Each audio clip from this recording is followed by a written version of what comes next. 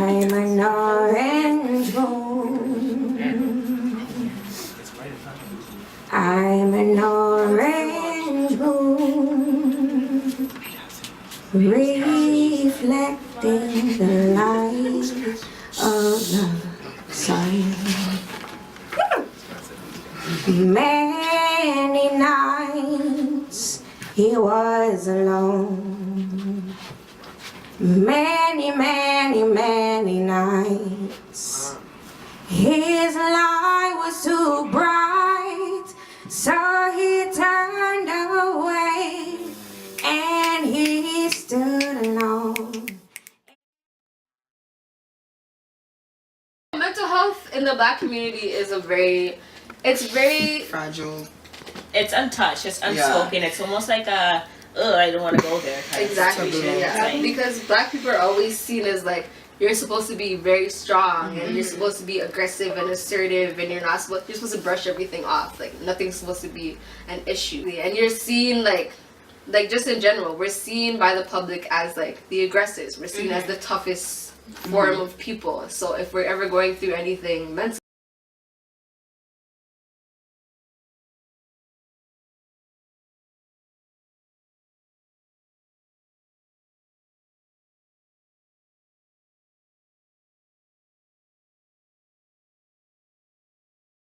like place less emphasis on what we're going through right now. It's like, you have nothing to worry about. You're just going to school. You're not. You know where I came from? that's definitely a You know what I had to do? I had to walk 10 miles to get to school. I think like with the younger generation, we're such an open, vulnerable generation compared to older people. Because for them, it's like they're really closed off because it's the whole like, oh, what are other people going to say about us, you know? They don't want to get judged, but us, we don't care.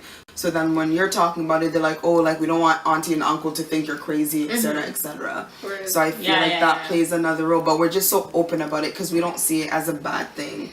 And it's like Belle Let's Talk is already talking about mental health. So it's not just like within the Black community, it's in general mental health is a taboo, but within the Black community it's just like stigmatized. And I feel like even with parents too, they're not aware because sometimes they're like, oh, like I'm stressed, and then they put it out on you and they're like acting a certain way, but they don't realize that maybe they're feeling anxious or like it's these other things, you know, they try to deny it. They're like, oh, like whatever, like I'm just stressed out, like the kids are stressing out, right? Because we just know that it's important to us because it's affected all of our lives in one way, shape, or form, whether it's directly us or someone we love, or it's us or someone we love. And we know that because of how we were raised and the environments that we're in, we know that we haven't been able to address it properly. It's just a fact. And I feel like our parents kind of know, but they don't really understand it. They don't understand the type of toll that it's taken on them. Because they're still able to do what they're doing. And I completely commend them for that. Like, you guys are so strong. Sometimes I listen to the stories my parents tell me, I'm like, how? My parents will tell me some stories, and I'm just like, no, I think more times I'm like, you're boosting, fam. Like, it's bro, not but they figured it out. So my thing is too, it's like the way they say that we don't have anything to worry about or whatnot. So for me, I feel as though having this is a great way to like bring the awareness and to let older people know that we go through a lot of things, and you're not helping us by saying, oh, we have nothing to worry about, because you're making it seem as though, you know, what we're going through isn't important, and we kind of suffer in silence. With you telling us not to worry when we're clearly worrying about that. So I think the reason why this is a topic for me is because I go through things sometimes and whatnot, and having people told me before, it's like, what are you stressing out? Like, I don't understand. Like, you're just a kid, you know, like, what are you worrying about? Like, you know, there's tons to worry about. So for this, bringing awareness is basically to let people know that, hey, as youths, we do go through this, especially in the Black community, when we have our parents saying,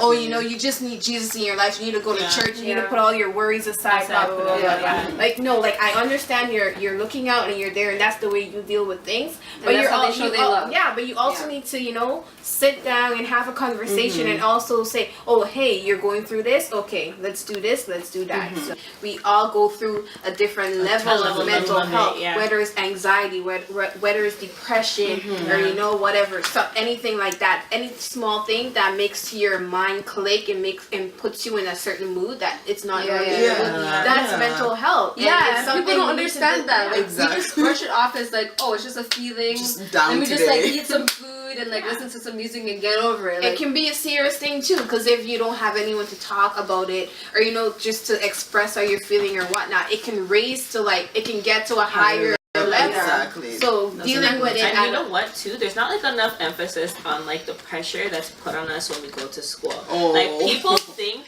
that, especially when you're like the first one in your family to go to university or post-secondary in general, there's so much pressure, and it's not as easy as people think. Yeah. Like just as simple as filling out OSAP.